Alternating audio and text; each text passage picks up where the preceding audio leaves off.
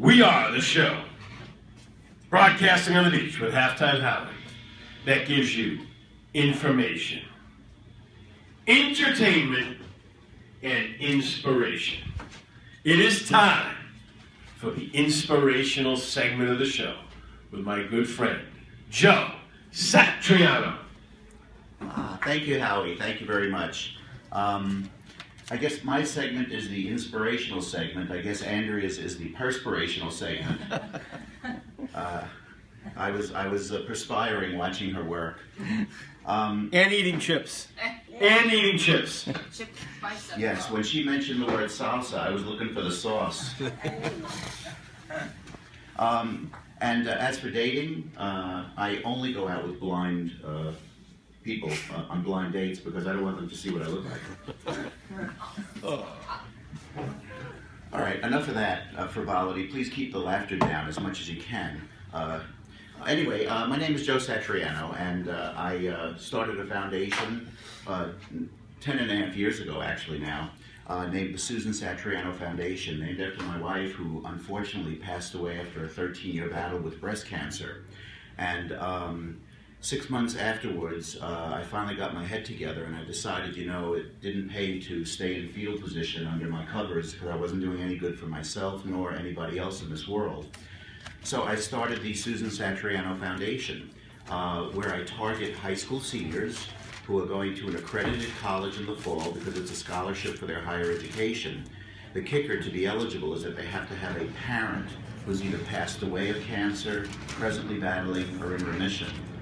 You're looking at the foundation, it's me and me alone, and I'm so proud to say that after 10 years I have given out to over 900 kids across the nation, well over $500,000 in scholarships.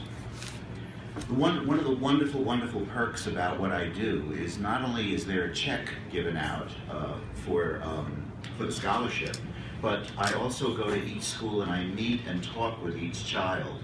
I give them about 10-15 minutes to just talk, and I tell them my story, and they open up like crazy, which is amazing. I have met over 900 kids in the 10 and a half years I've been doing this. Tonight I'm going to tell you about a story of a girl by the name of Lori. I met her 2 years ago, and she was aspiring to be an art major, but she had a major roadblock which occurred in her life. When, as a freshman in high school, she lost her mom to ovarian cancer, suddenly and swiftly. She didn't really even have a chance to say goodbye to her mom. She told me that from diagnosis to death, it was about a month. That was about it. Lori's life was in shambles. She shared with me during this interview that she turned to drugs. She actually left school and quit school for a while, went into major deep depression. A priest, though, however, who knew her very well and knew the family very well, reached out and actually got her back by talking to her and getting her back into school and into therapy. And this gentleman literally saved Lori's life. I obviously didn't know Lori during that period of her life, but when I met her in her senior year at high school, I could tell you that my jaw dropped because to hear this gut-wrenching story, but the girl that I was looking at made a complete turn from whatever she was down in the dumps about earlier. While in her senior year, though, she wanted to make a difference, and she wanted to raise money for ovarian cancer research. Being an art major, she got this brilliant idea that what she was going to do was she always noticed that the lockers in the high school, and we all go into the high school in Long Beach on Thursday, we'll take a look at their lockers. She noticed that the lockers can be a little bland, gray and all kinds of dull colors. So with the consent of the school administration, she ran a holiday locker contest, which I thought was really pretty brilliant. She gave students a week to decorate the outside of the lockers in a holiday mode, and to enter, each student had to pay $20. Next, to host she hosted a locker review where parents and family members and members of the community would come and they would judge as to which lockers they thought were the best lockers in terms of the artwork. The parents who participated in the judging had to pay $10 to do that, and the students also voted for who they thought was, which locker was the best locker. She had different categories. There were single lockers and multiple lockers. I have pictures of the winners of both, which she shared with me. This, mind you, it was a holiday season, so this was the single locker win, the Grinch, which I thought was very cool. There's your locker right there.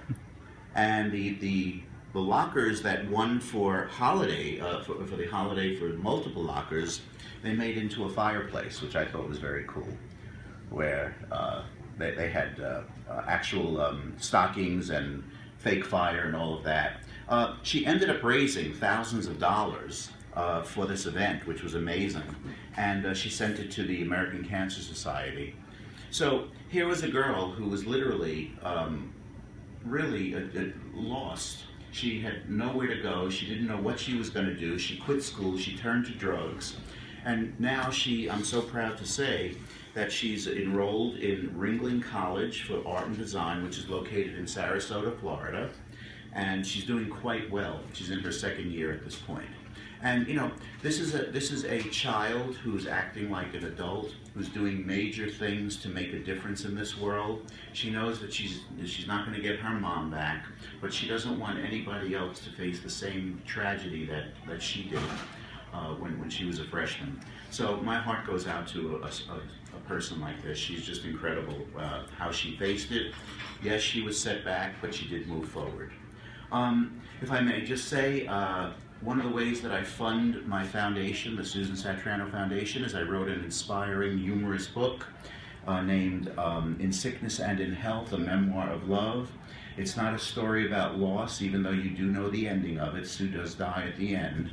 But it's actually a story about hope and optimism and love. That's the way Sue and I lived our life, and that's the way we handled the 13-year battle. Not only has it apparently helped people to get through their own tragedies, but at the same time, 100% of the proceeds of the book does go to the foundation. And since the book's been out, foundation now has grown approximately by $18,000. So people are actually reading this, which is amazing to me, because technically I'm not a writer, I'm a math teacher by trade. And of course, the only two things that I can guarantee about the book, and those of you in the audience who've heard this before can actually finish the line for me.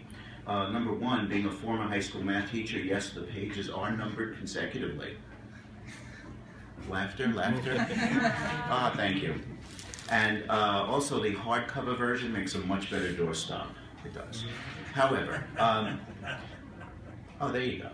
That's a good one. You like that one? Thank you. At least there's one person in the crowd that's listening. Anyway, I'm almost finished with my second book, which is, I'm very pleased with that one as it's coming out.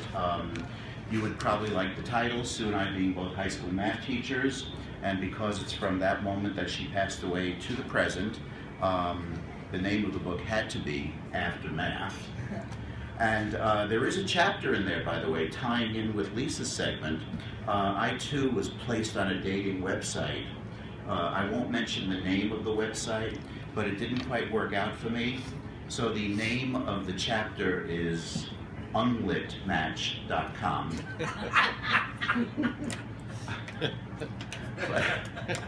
but you know, read the book, you'll see. Or you can wait for the movie to come out, whatever you want. But it's always a pleasure to come on every week and mention another incredible kid that I've met, and for the audience to respond to it, it's great. So we will be seeing each other on Thursday. Absolutely. Looking forward to it, going to Long Beach High School and making a dent with some of those kids. So wonderful, Howie. Thank you so much. Wait.